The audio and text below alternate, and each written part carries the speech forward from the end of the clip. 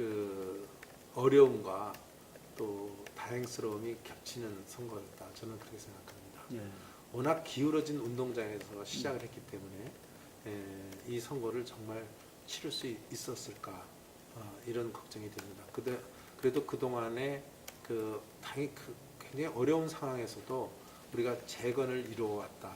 소위 난파 직전 또는 그 부서지기 직전의 정당을 다시 살려내서 그래도 후보자를 내고 이번에 그 소위 보수 세력을 나름대로는 모든 것을 결집하지 못했습니다. 그 보수나 중도분들이 그 화가 난 모습에서 그 거둬들이지 못하시는 이런 저희들의 불찰이 있었기 때문에 그 한계가 있었다는 얘기를 솔직히 드리고, 다행이라고 생각하는 것은 그래도 2등을 했다는 것입니다. 아, 예. 네, 만약 저희들이 3등을 했으면 아마 이 당은 정말로 다시 한번 작년 12월에 위기를 맞이하지 않았을까 이렇게 생각합니다. 그래서 정치적으로 봤을 때는 3등이 아닌 2등을 했다. 그래서 그런 의미가 있고요. 또 그래도 처음에는 7, 8% 박스를 못 벗어났는데 24%라는 것은 다시 한번 우리 국민들이 한번 열심히 해보라는 그런 그 격려를 주신 게 아닌가 생각해서 더 옷깃을 여미고 더 그 보수의 가치의 재정립이라든지 또 다시 한번 수권 정당으로서 신뢰를 받는 방향으로 갈 수 있는 기회를 한번 더 주신 게 아닌가, 이런 점에서는 다행스럽게 생각합니다. 우선 지금 질문이 두 가지신데 그 TV 토론 덕을 본 게 아니냐 이런 말씀인데 그 말씀에 저는 동의합니다. 왜 그러냐면 문재인 당시 후보랑 또 안철수 후보 같은 경우에는 일찍부터 대선에 그 나왔던 사람이고 또 뭐 심지어는 5년 전에 거의 4, 5년 전에 나와서 벌써 이미 후보로서 활동했던 분이고 또 그 후에도 계속 후보로서 해왔던 분이기 때문에 인지도나 여러 가지 측면에서 앞서 있었죠. 사실 3월 30일 날 홍준표 후보가 그 저희 당 후보가 될 때까지만 해도 그런 두 사람의 상대적인 측면에서 봐서는 굉장히 인지도가 떨어지는 상태였습니다. 그것을 극복할 수 있었던 것은 저는 그 소위 TV 토론회라든지 그 후에 여러 가지 저희 당의 활동 이런 것들이 그 작용을 했다고 봅니다. 그 중에 지금 말씀하신 TV 토론회가 많은 그 힘을 실어줬다 이렇게 좀 보고요. 다만 여기서 그렇게 많은 얻은 점이 70점이 있다 그런다면 까먹은 점수가 한 30점이 되지 않나 이렇게 생각합니다. 그 까먹었다는 표현이 좀 이상합니다만은 그 문제가 지금 말한 대로 표현이 그 소위 막말이라든지 또는 그 정제되지 못한 말이 나옴으로써 국민들이 많이 그 마음을 상해하시는 이런 모습을 보였다는 것입니다. 그래서 저희 같이 그 보수 적통을 이어받는 정당에서 봤을 때는 저는 두 가지 기본이 필요하다고 봅니다. 하나는 신뢰라는 측면이고 하나는 품격이라는 측면입니다. 그래서 이 품격적인 측면에서 우리가 점수를 많이 좀 잃지 않았나 이런 생각을 하고 있습니다.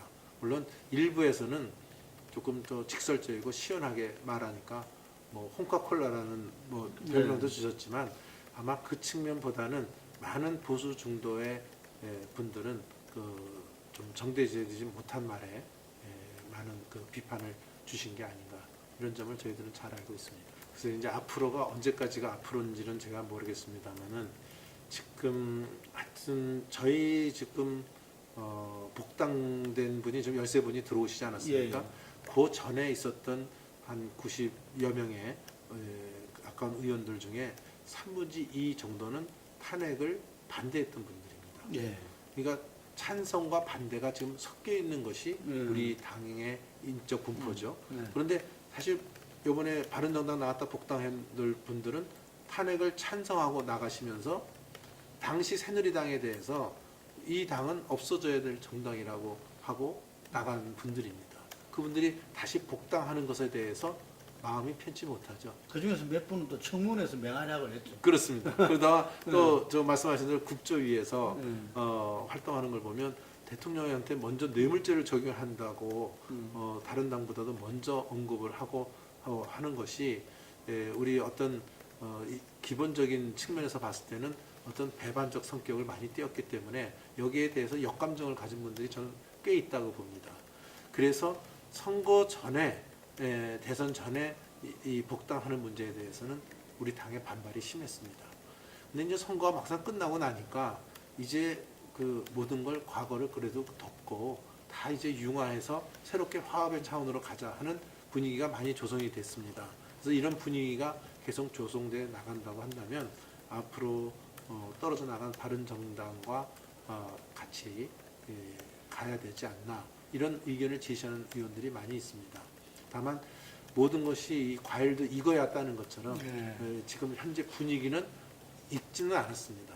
아직도 그 예전에 탄핵 때 앙금 또 선거 과정에서 우리가 겪는 여러 가지 또 앙금 이런 것들이 지금 남아 있어서 지금은 평행선을 달리고 있습니다만은 아마 많은 분들은 그래도 보수가 분열돼서는 안 되고 같이 가야 된다 이런 대원칙 하에서 저도 그 복당 문제를 승인을 했고 또 국민들께서도 그런 관점에서 언젠가는 바다에서 강물이 만나듯이 같이 가야 된다 이런 측면에서는 저도 동의를 합니다.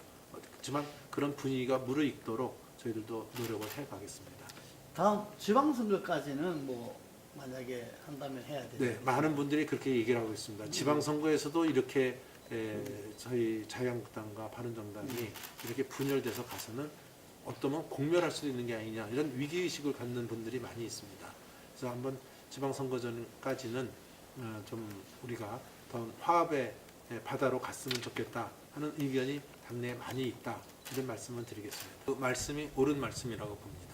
그래서 헌재 결정이 난 직후에 저희 당의 논평이 나간 게 있습니다. 헌재 결정이 대단히 안타까운 점이 많지만 헌재 결정을 겸허히 받아들인다. 그게 저희 이 당의 논평이었습니다. 저는 그 당의 논평에 찬성을 하고 있는 입장입니다.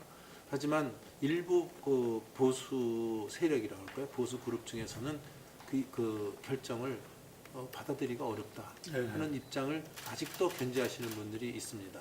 그렇지만 저는 헌재 결정은 그래도 이 나라 법치국가에서 헌재가 결정을 한 거기 때문에 거기에 승복을 해야 된다.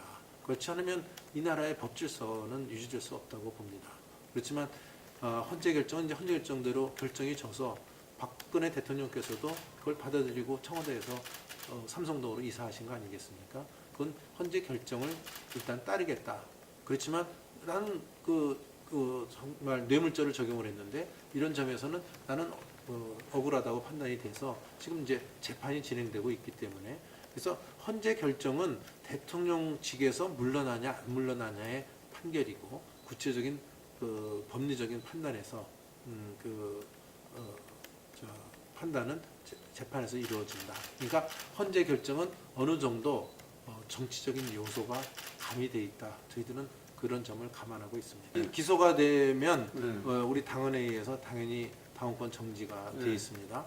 그래서 이 문제를 포함을 해서 잘 지적을 해주셨는데 1심 판결이 나면 여러 가지 이제 정리해야 될 건 정리해야 된다 이런 여론이 저는 당내나 당외에서 형성이 될 거라 이런 표현이 있고요.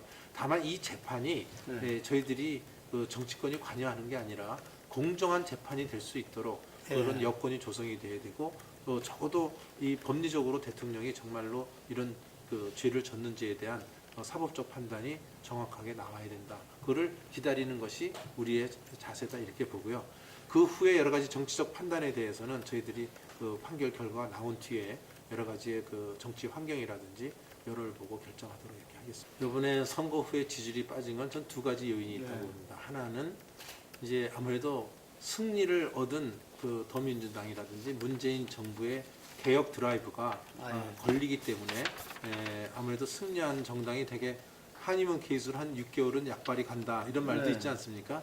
그런 점에서 상대적으로 거기는 지지율이 오르고 우리 지지율이 떨어졌다 하는 요인이 하나 있고요. 두 번째는 역시 이것도 쉽게 말하면 막말 파동이라고 저는 보고 있습니다.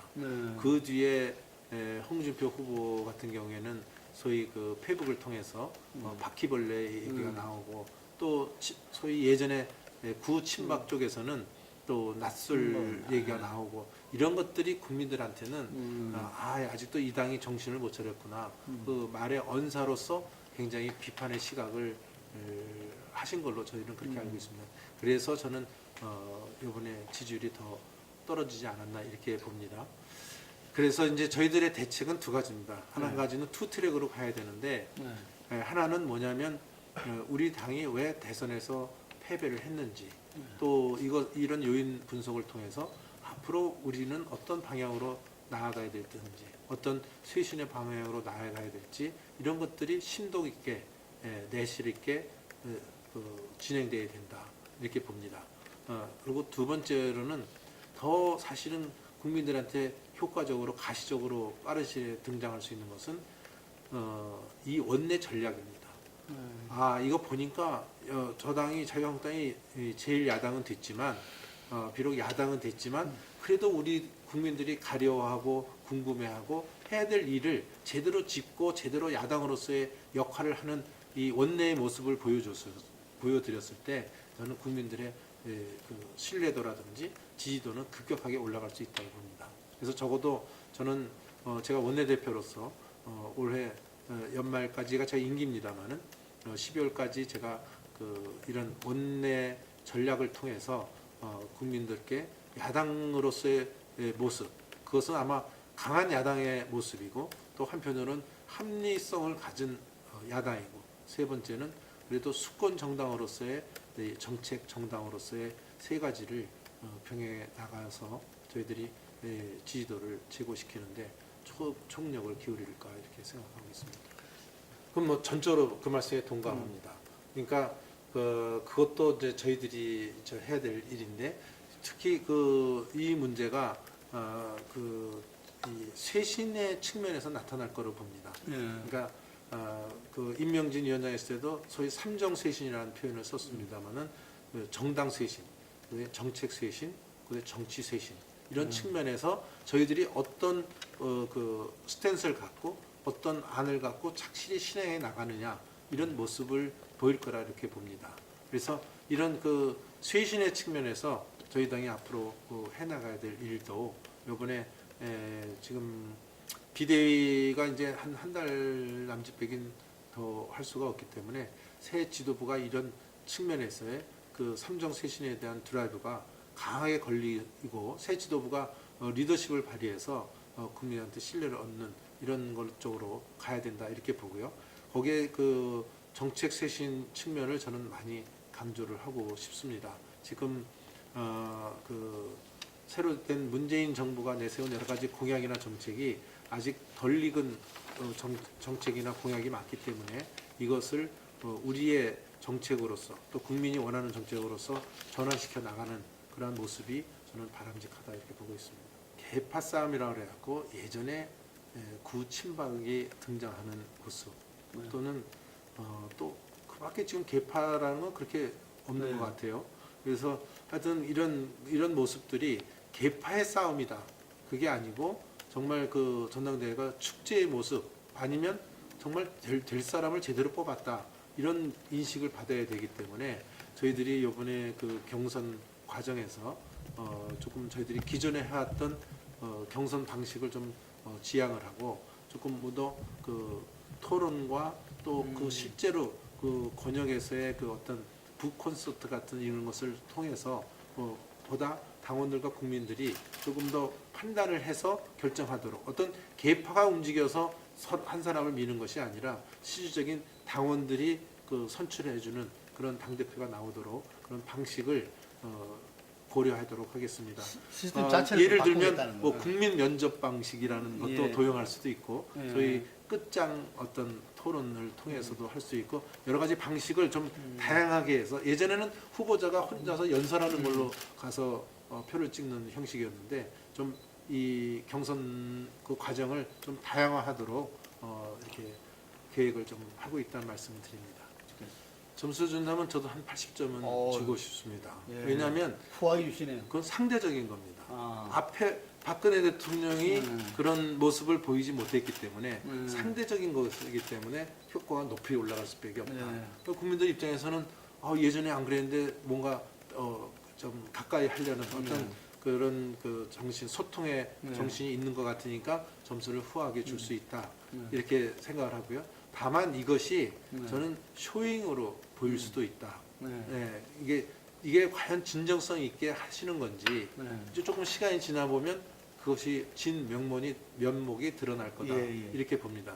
저는 효용적인 측면을 조금 얘기를 하면 이게 소통 대화적인 측면에서는 저는 좋다고 봅니다. 네. 다만 예를 들어서 대통령 업무 지시 메토 이렇게 하는 거면 저 북한에 지령 내리는 건 절대 아니고 저 트럼프의 네. 그 행정명령 네. 스타일을 좀 하시는 것 같은데 저는 이 문제가 그렇게 간단한 문제가 아니다. 예를 들어서 그 국정교과서 문제라든지 또 이물위한 행진곡 재창 문제라든지 또는 그 비정규직 문제라든지 이것이 대통령 지시 한마디에 이 180도 달라질 수 있겠느냐는 데에 대해서 좀 걱정을 하는 겁니다.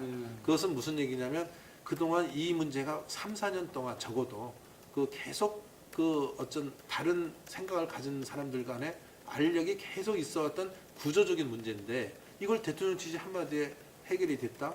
그거는 저는 아니라고 봅니다. 그러니까 이런 그 과정을 가는데 국민적 또는 사회적 합의를 얻어가는데 이런 과정을 좀 보여줘야 되는데 대통령 지시로 모든 걸 해결한다고 하면 이제 과연 이번에 지시라는 것이 대통령 머릿속에서 나온 것인지 아니면 이 원래 정상적인 국가라면 정부에서 의견이 수렴이 되고 이것을 최종 결정하는 과정과 법령에 따라서 대통령 지시가 내려가는 것인데 이러한 과정이 지금 다 생략되어 있거든요. 예. 그래서 이렇게 된다면 이 정부의 기능이 무력화될 수 있고 또 잘못된 이런 구조적 결정이 대통령 지시에서 일방적으로 이루어졌을 경우에는 종기가 다시 튀어나오는 것처럼 이런 문제가 나올 수 있습니다. 지금은 대통령에 대한 지지도가 높고 또 막 정권이 들어섰기 때문에 잠잠해 있을 수 있지만 그래서 저는 이렇게 봅니다. 지금 보수 중도 세력들이 많은 분들이 지금 80% 이상이 지지를 한다고 하지만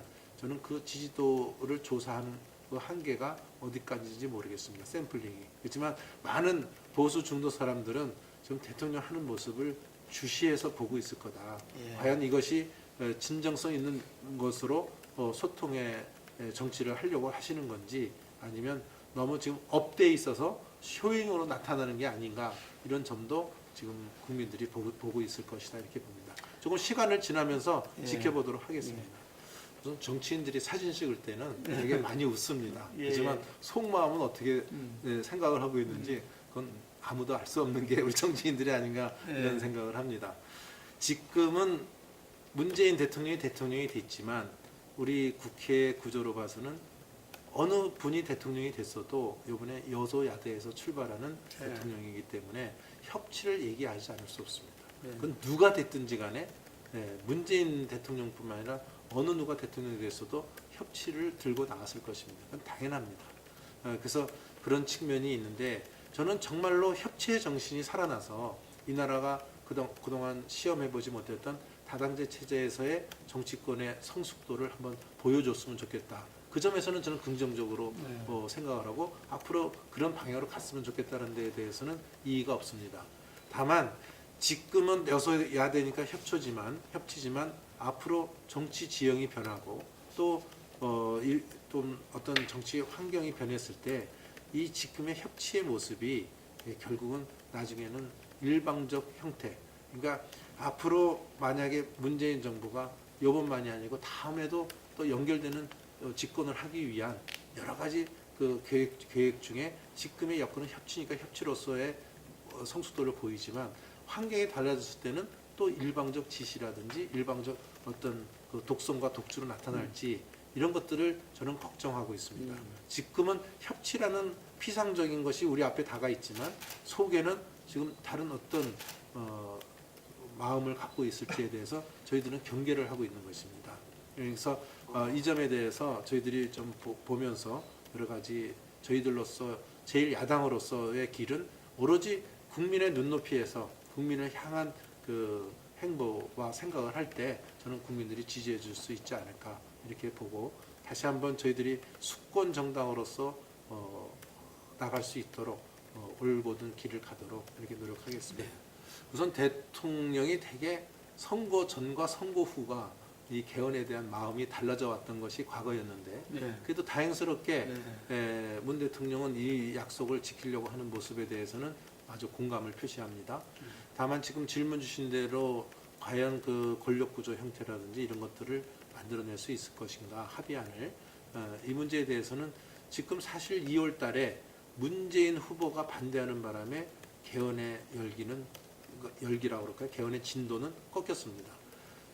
저희 자유한국당과 바른정당과 민주당이 아니라 국민의당 이 세 개 당은 이미 이것에 대해서 합의를 봐왔습니다. 그것은 분권형 대통령제였습니다. 이것을 합의가 봐지고 그 문재인 후보 측에서 같이 하자 했을 때 우리는 요다음 내년에 지방선거 때 개헌을 한다. 이유는 시간이 촉박해서 지금 할 수가 없다 이런 얘기입니다. 그러니까 이번에도 청와대 회동에서 저희들이 대통령께서도 말씀하셨지만 국회에서는 논의가 그렇게 활발히 됐지만 어떤 국민 주권적 입장에서 봤을 때 국회의원의 생각이 반드시 국민의 생각이 아닐 수도 있지 않냐. 그래서 보다 국민의 생각을 녹여내기 위해서 본인은 내년 지방선거 때를 시점으로 봤다 이런 말씀을 하셨습니다. 그래서 하여튼 지금은 그 2월 달에 그 문재인 후보가 이 개헌에 참여를 안 하는 바람에 동력이 떨어졌습니다. 그렇지만 이제 대통령께서도 개헌에 대한 의지를 표현하셨고 우리 개헌 특위에서 이미 상당히 그렇게 합의 본 내용도 있기 때문에 저는 그 동력을 다시 찾아서 개헌 특위가 가동이 될 것으로 이렇게 보고요. 저희들로서는 분권형 대통령제로 가는 데에 대해서 합의를 도출할 수 있지 않을까 이렇게 봅니다.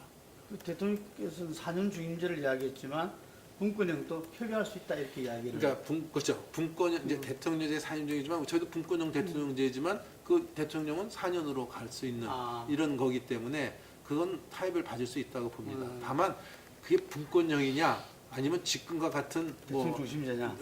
뭐 그런 예전에는 그걸 제왕적 대통령제라고 했죠. 뭐 그렇게까지 갈 거냐 이것은 앞으로 협상의 대상이 되겠지만 저희들은 하여튼 세 당은 분권형 대통령제에 대한 어느 정도 합의가 봐져 있기 때문에 이 방향으로 가려고 합니다. 다만 문재인 정부의 최종 결정이 저희들이 타협의 대상이 아닐까 이렇게 봅니다. 예, 그러니까 국회에서 예를 들면 200명 이상은 가까이는 이제 그게 돼 있다는 거죠. 합의가 되어 있으니까. 그렇습니다. 한 150명에서 한 160명 정도는 돼 있는데 나머지 이제 저쪽에 민주당 의원들의 생각을 좀 더 취합해야 되지 않을까 이렇게 봅니다. 이게 참 복잡한 문제입니다. 정당은 정당 차원에서 또 고려해야 될 게 있고 또 의원들 개인은 이게 본인한테 불리한지 나쁜지도 판단해야 되는 문제도 있지만 이것도 저는 기본은 우리 국민의 시각이 제일 중요하다 이렇게 보고 있고요. 또 한 가지는 이 개헌과 이게 맞물려 있습니다. 지금 말한 선거구제라고 말씀이죠. 그러니까 그 개헌과 연계되어 있다는 것은 권력 구조와 선거구제는 상당히 밀접한 관계가 있거든요. 예. 그래서 이 문제가 이번에 개헌 특위에서 물론 좀 정계 특위도 지금 구성이 되어 있습니다만은 하여튼 그 연석 회의라든지 뭘 통해서 또 기구를 만들어서 이 선거구제에 대한 논의가 이번에 활발하게 같이 전개돼서 개헌될 때 이것도 같이 매듭이 젖었으면 좋겠다는 게 제 생각입니다.